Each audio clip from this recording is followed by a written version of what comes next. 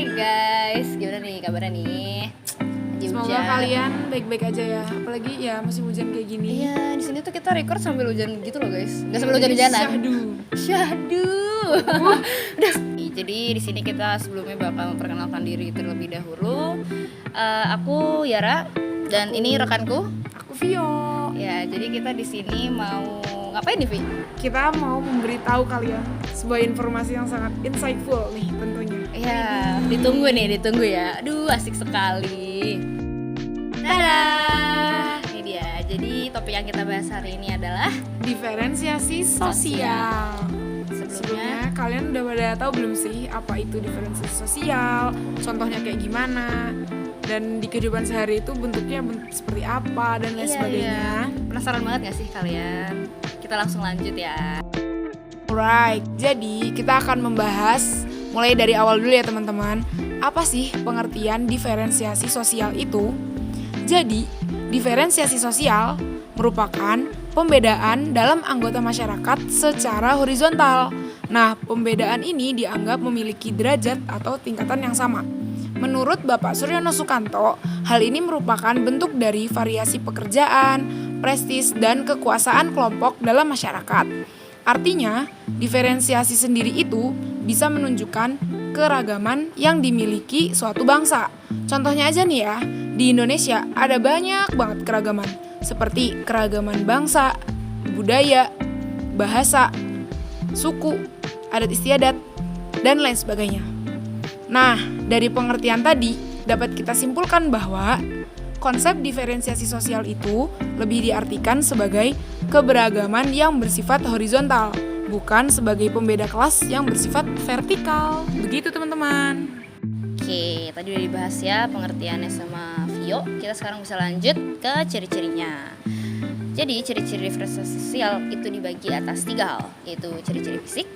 Ciri-ciri fisik berhubungan dengan sifat yang dibawa oleh ras, seperti bentuk dan warna rambut, postur tubuh, warna mata, dan lain sebagainya. Yang kedua, ada ciri-ciri sosial. Ciri sosial berkaitan dengan fungsi individu dalam bermasyarakat.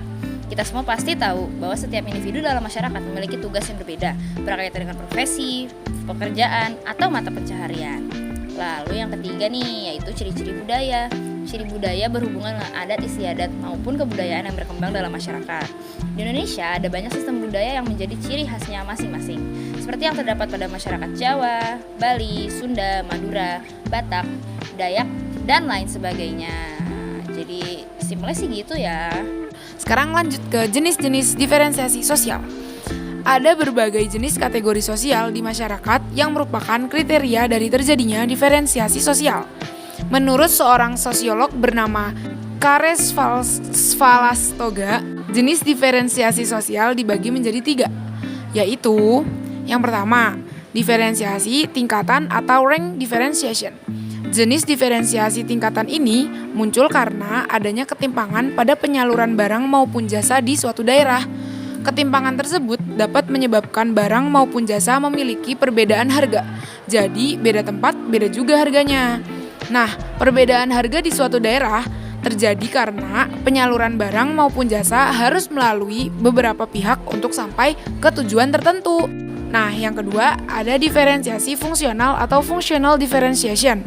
Jenis diferensiasi ini merupakan pembagian kerja yang muncul karena adanya orang atau individu yang melakukan suatu pekerjaan yang berbeda atau berlainan. Hal ini dapat dilihat dari suatu lembaga sosial.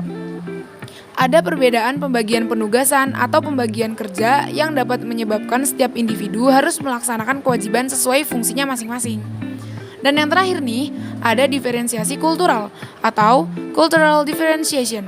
Jenis ketiga dari diferensiasi sosial ini muncul dikarenakan aturan berperilaku yang tepat serta berbeda menurut situasi tertentu. Peraturan berperilaku ini disebut pula dengan norma dan memiliki tujuan untuk mengatur ketertiban dalam masyarakat. Norma ini kemungkinan berbeda loh di setiap daerahnya. Oke, sekarang karena tadi udah dijelasin jenis-jenis, kita lanjut aja nih ya ke bentuk dari diferensiasi sosial. Bentuknya itu ada 6. Yang pertama itu jenis kelamin. Jenis kelamin ini tergolong sebagai bentuk diferensiasi sosial karena tidak dapat menunjukkan perbedaan tingkatan atau dapat dibedakan secara horizontal. Pada dasarnya, laki-laki dan perempuan memiliki derajat dan posisi yang sama. Secara hakiki, perbedaan antara laki-laki maupun perempuan bersifat horizontal karena hanya menyangkut bentuk serta sifat dasar yang berbeda dari jenis kelaminnya. Lalu yang kedua, itu klan. Klan yang dimaksud pada bentuk diferensiasi sosial di sini adalah suatu satuan sosial dengan anggota yang memiliki hubungan kekerabatan. Anggota klan tersebut tergabung karena didasari pada hubungan darah maupun garis keturunan atau genealogis. Contohnya dapat ditemui pada masyarakat Batak. Hingga kini masih menerapkan sistem marga. Umumnya marga anak merupakan keturunan dari bapaknya. Contohnya seperti marga Harahap, Simanjuntak maupun marga Nasution. Yang ketiga itu suku bangsa. Suku bangsa merupakan bentuk ketiga dari diferensiasi sosial. Suku bangsa terbentuk karena kesadaran individu yang ditandai dengan adanya kesatuan pada karakteristik, pola perilaku, adat istiadat, asal-usul, serta kebudayaan. Suku bangsa tidak dapat dijadikan sebagai patokan bahwa seorang individu memiliki derajat yang tinggi karena berasal dari suatu suku bangsa tertentu. Tiap-tiap suku bangsa di Indonesia memiliki persamaan derajat, martabat maupun harkatnya, serta semua suku bangsa dijamin oleh konstitusi hukum Indonesia sama rata. Nah, sekarang kita lanjut ya ke Vio ya. Keempat, ada ras. Setiap individu lahir dari orang tua dengan latar belakang ras tertentu serta memiliki ciri fisik yang sifatnya khas. Karena itulah, setiap individu memiliki keunikan sehingga tidak dapat dikatakan bahwa ras tertentu memiliki nilai yang lebih baik dari ras lainnya. Macam-macam ras itu ada ras Australoid, ras Mongoloid, ras Kaukasoid, dan ras Negroid. Selanjutnya ada agama. Semua agama mengatur serta mengajarkan kebaikan. Agama juga mengatur hubungan baik antar manusia serta hubungan manusia dengan Tuhan yang ia yakini. Agama tidak memiliki tingkatan dan tidak dapat dijadikan sebagai faktor penentu bahwa individu memiliki derajat yang lebih tinggi atau lebih rendah karena agama yang dianutnya. Setiap individu yang memilih untuk menganut agama tertentu, maka ia telah berkomitmen serta yakin bahwa apa yang ia yakini adalah hal yang benar. Oleh karena itu, agama tidak dapat dibandingkan. Ada beberapa agama yang diakui di Indonesia nih. Di antaranya yaitu Islam, Protestan, Katolik, Hindu, Buddha, Konghucu, serta beberapa sistem kepercayaan tradisional yang tumbuh di masyarakat. Dan yang terakhir ada profesi. Setiap profesi maupun pekerjaan yang ada di masyarakat memiliki fungsinya masing-masing. Hal ini dikarenakan profesi merupakan suatu kegiatan yang membutuhkan keahlian khusus. Oleh karena itu, setiap profesi tidak dapat dibandingkan dan tidak dapat dijadikan sebagai faktor pembeda dan menentukan bahwa individu dengan profesi tertentu memiliki derajat atau tingkat yang lebih tinggi. Begitu teman-teman. Dan sekarang kita masuk ke pembahasan yang terakhir, yaitu dampaknya nih. Karena segala fenomena sosial pasti memiliki dampak kan yang terasa bagi masyarakat.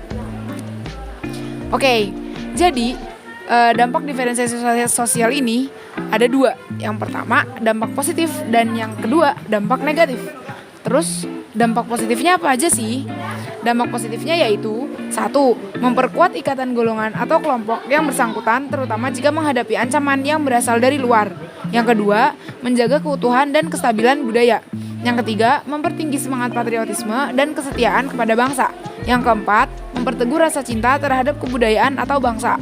Dan yang kelima, mempererat relasi antar kelompok atau organisasi yang memiliki ideologi yang sama nih. Nah, tapi setiap dampak positif pasti memiliki dampak negatif dong. Ya, betul banget nih, Vi.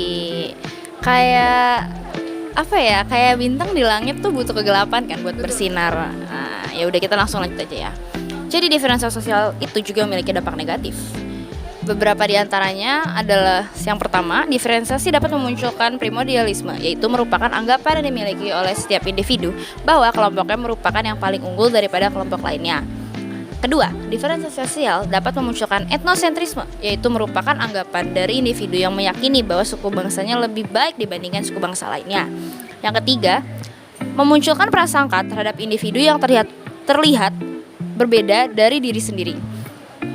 Lalu yang terakhir nih, dapat memunculkan sikap diskriminatif seseorang terhadap suatu kelompok minoritas. Jadi pada intinya diferensiasi sosial itu fenomena yang wajar banget kita temuin.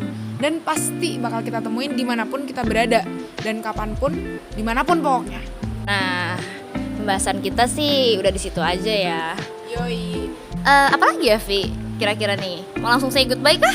Kayaknya kita pamit undur diri aja kali ya. Ya karena udah. pasti kalian udah bosen juga sih dengerin suara kita.